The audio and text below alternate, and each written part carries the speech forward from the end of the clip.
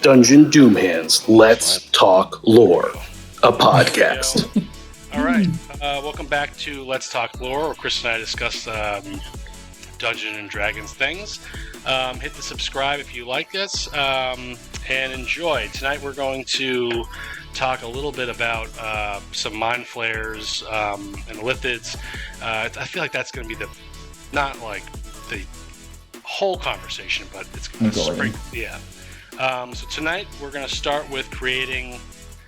We usually end our segments with creating an NPC, but tonight we're going to start with creating one. Chris? Well, currently we're in the town in the Underdark in the past of Striad. Mm-hmm. And there's a bunch of mind flayers there. Yes. And we haven't built a mind flayer yet. So we're going to build a random person from the town.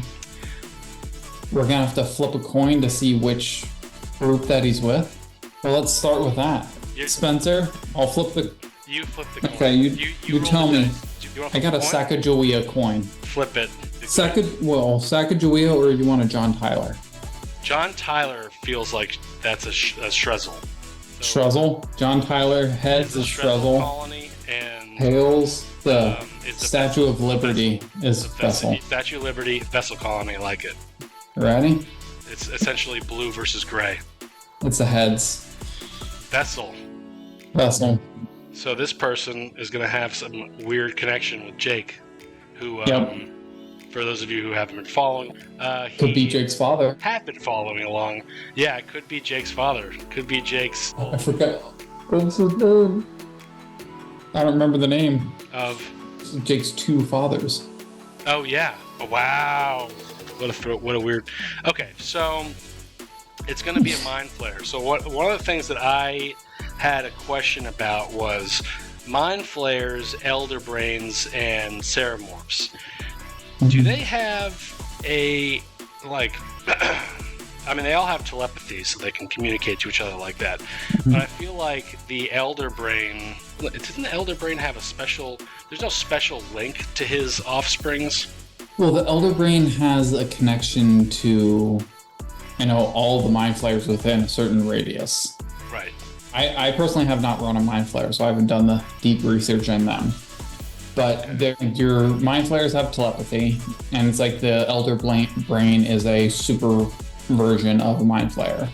Okay, so this mind flayer can be controlled by the elder brain, just like all of the colony's elder brain. Or mind flayers, but when they're in their own mind flayer colony, this is that character. So it's like what he does is in the benefit of the colony always. It's like ants. They have different, one that you have a digger, you have a whatever forager, whatever it is, but they all work collectively as a whole for the better of the colony. Yeah, sort of with the supervisor, overseer of the elder brain. I was reading this because we're going to have a topic later on elder brains, but also on role-playing. And I was reading this one book from our famous Jeff Ashworth called Proactive Role-Playing. It's the Game Master's Handbook. This is afterward by I guess it's here. It is Jonah and Tristan Fishfell. Guidelines and strategies for running PC-driven narratives. So this sort of goes around role-playing. One of the things that I said was maybe before you even get going in your particular character, maybe you roll a little bit of, make it random, the objective and the reason and the complication about the person, right? Random. So why don't we try that instead of we usually come up with like a weird thing and then we roll.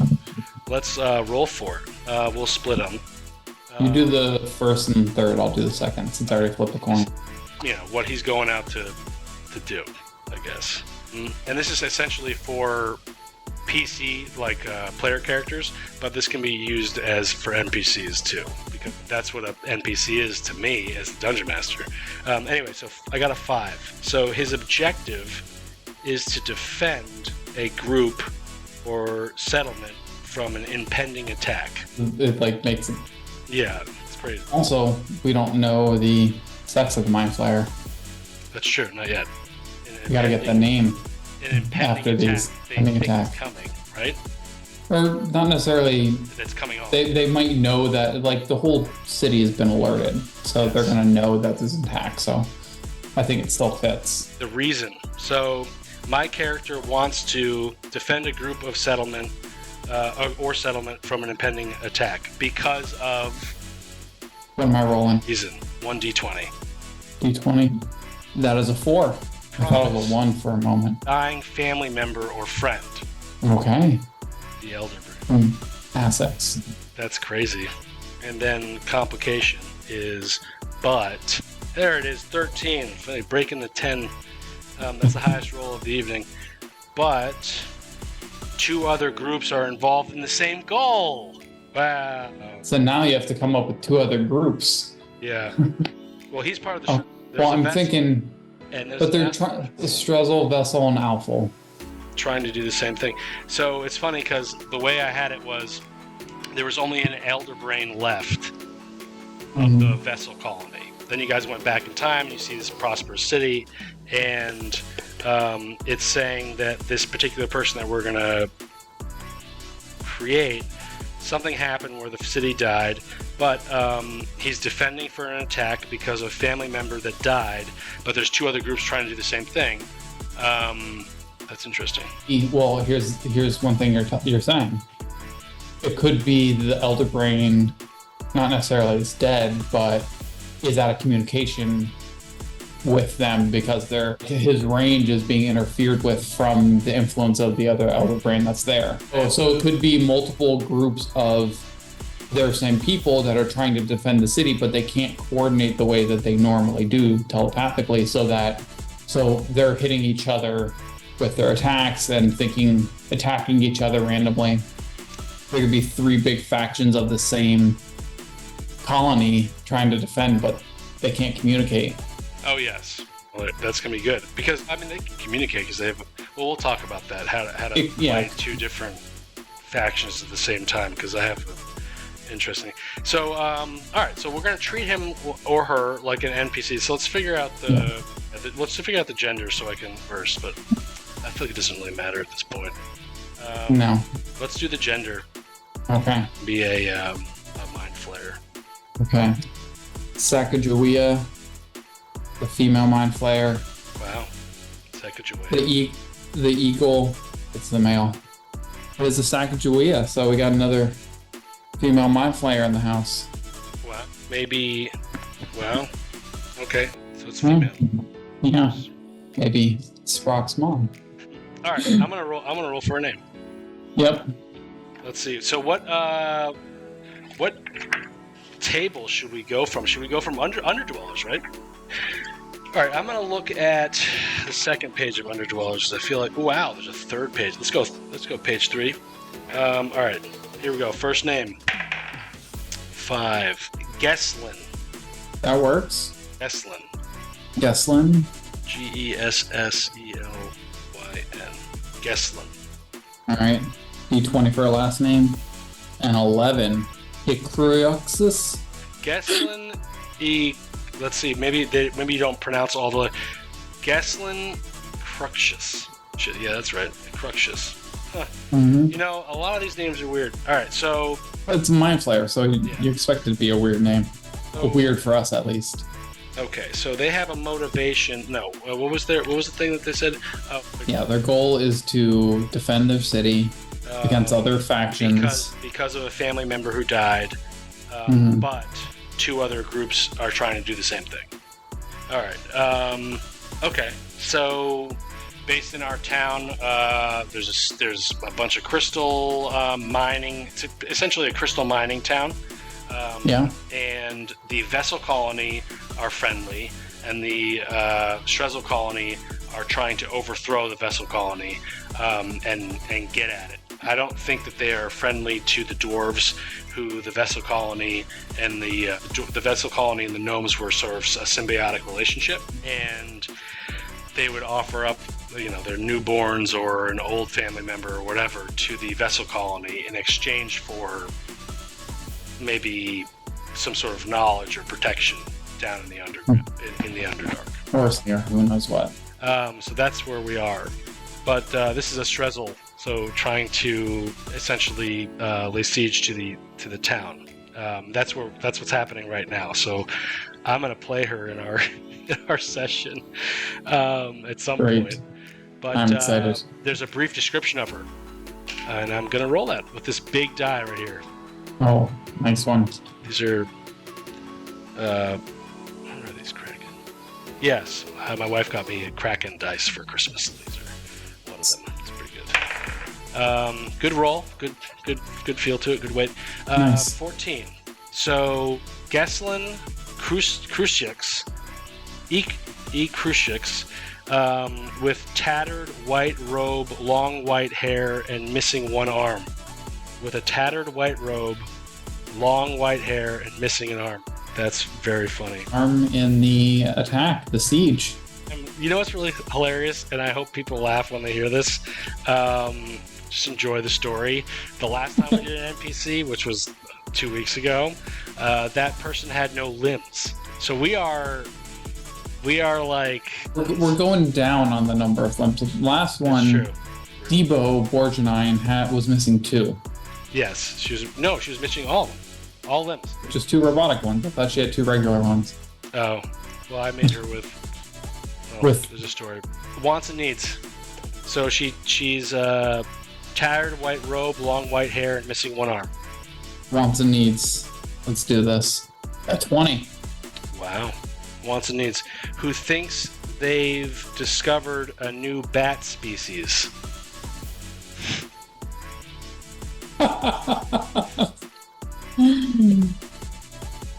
That's how she lost an arm. Them Underdark bats. And then, that's so funny, a new bat species. But what kind of bat species is that? We're going to make it. We'll have to build them. Secret or obstacle. So she has one arm, she has white hair and a white robe. She thinks she discovered a bat species. And 6. And who can speak with animals, but finds them pretty boring. Geslin Perxius needs to be Sprock's mama. She lost the father trying to talk to the bat. That's how she lost the arm. She was a druid in her previous life, and the ability to communicate to animals has stayed with her into her mind flayer self during the Ceramorphosis. She didn't have to be a druid, she could be a ranger. A ranger. Could be Matt's mama. Still could be Sprock's mama. No, we're gonna roll for it. Could also be a wizard. You know? Could be a wizard. Also carrying one more roll, and then we'll roll her stat. Let's do it with this. A 16. Also carrying brass knuckles, a small pencil, and a journal inscribed with poems. Brass knuckles, pencil, and journal. Don't mess with the Geslin on open mic night. That's so funny. Okay, so what do you think? Pretty good, right? Pretty good. I like the way that these tables, dungeon masters and players, use your tables. They make answering questions very easy and pretty funny. Let's roll for stats. You go strength. I think I did strength the last 2 times. So you go strength. Okay. Well, I need an extra die. We're doing 4d6, drop the lowest. You got she's strong. 13. Nice. All right. Dexterity. I mean, she lost the one arm, so the other's trying to has to compensate. So she built up decent bit of strength on that one. So who knows what? She lost many arms. So she's not very. She's got an 8 dexterity. Perfect. She's not very. No, she's clumsy. It fits. I got 4 4s and a 6. That's a 14. Wow. So she can take some poison. She lost someone, so she's been drinking for a while. Yeah, she's She's an alcoholic. strong immune system. Intelligence. She's intelligent. So she's got a 15 on intelligence. Oh, nice. Sorry, guys. She may have learned to speak with animals because she's that intelligent. It's true.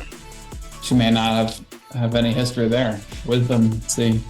Oh my gosh. Holy moly. A 16. Wow. So she's wise too. I mean, she's a mind flayer. She can pipe into the Elder Brain's thoughts. Well, she might have been wise, and her intelligence could have come from the colony. Yeah. You know, she lost an arm. She is old. She has white hair, white robe. Mm-hmm. Maybe she's an elder. Maybe the Strezzel colony dressed their elders in white. Once you reach a certain point of like recognition, maybe the Elder Brain is like draped in white things. Charisma. Charisma. I rolled wisdom. You roll charisma. 16. Yeah, I rolled wisdom 16. Wow. She got 16 charisma too. Better than Volnag. Explain the charisma. Volnag the Great, also known as Lolo Lolo. Maybe Volnag goes by Volnag the Great to outsiders, and then Lolo Lolo to friends. Like, bow down, Volnag the Great. And it's like, you mean Lolo Lolo? And we're friends. That sounds good. So try to explain the charisma. The charisma. So she's wise, smart, extremely charismatic, bottom heavy there. A 16 charisma? Well, before we explain that charisma, since all three of those are crazy, let's roll her class. I think that could give us some guidance on that. So we're gonna D12. Oh, that's the 20. D12. Okay, hold on. Let me pull up the classes. Let's have it here. It's gonna be. I don't think we need another artificer. No, so we can start with barbarian. Okay, he's not barbarian. A bard. That works. That's our charisma. She's a bard. She's a bard. And what about? So. That changes a lot. That's very funny. Well, here's the thing. What is she a musician, an artist? Well, she's a poet because she has poetry. So she has a book of poetry. Like she's got to sing, right? Well, she doesn't have. She can be a slam poet, spoken word poet. And she doesn't have to sing. She can recite. She's gonna have an item with a personality. I just want to roll one of these, and we'll move on to the next topic. 168. You give me the personality in the items, and I will tell you what it is. So she's gonna have. Roll me a good. Is it a good, evil, or good? Good or evil? Even, good, odd, evil. Okay. That's an odd, so she's evil. All right. So the object that she has, whenever she plays, I'll roll a d20 here. 7 is this item never speaks in more than a whisper, but inspires envy and jealousy with every hushed utterance. It desires to destroy anything that makes it feel inferior, and it influences its wielder to do the same. These are all adding up to be... I was thinking what her instrument of the bard, what her thing could be. It's her pencil. The pencil that she has is a magic item with a personality that's evil. That is whispering to her as she writes. You're good. I feel like you're better at riddles than you play. I think you're playing like Chris as a riddler, as a guy who deciphers riddle, solves them. I think you're like A+. That was great because this is a riddle. This item never speaks in more than a whisper. It's a pen, and it inspires envy and jealousy. It could be a pen. It fits with what she has and everything else for it. I play the characters the way that I think they should be played. So if most of my characters are stupid, you're riddling, solving riddles, whatever role that is. It has a max at it. No, it's not that bad. The whole group is like one. All you need is one person that's good at riddles. I'm absolutely atrocious at them. It would be embarrassing. Under pressure in a game, I'm terrible. Sitting here making up a person. Excuse me, guys. I'm gonna go to the bathroom. Just kill me. Anyway, so we got Gesselin Icrixius. She's a Strezzel colony mind flayer who is invading the town of Striad. She has white hair, a white robe, and she's missing an arm or a leg. No, one arm. She's trying to defend the town, or she's trying to defend against an attack. And there's 2 other factions trying to do the same thing. And there's 2 other factions who thinks she thinks she discovered a new bat species. Mm-hmm. But her goal was the impending attack, and there's other 2 species. She's doing it because of a promise she made to someone she lost. That's right. That's good. So like the story that presents to me my riddle mind is her partner or whoever, they were out looking for animals, and she was helping, trying to discover this new species of bat that she thinks she found. But when they found it, it tore off her arm and killed her loved one, who made her promise to always follow the colony or something. And she's trying to fulfill that with her words. After she lost her person, she began to write out her sorrows in poetry. She turned to the arts to get over. And found she was back out there hitting the bars. She came across a pencil at a random shop, and as she was writing, she started to hear some whispers. And Dimly accent came in. And then she had a baby named Sprock. And then a drow came in, and they just had one hell of a night, and Sprock was born. Well, Aranis is there. But is Aranis a drow? Into the ceremony, yeah. I guess.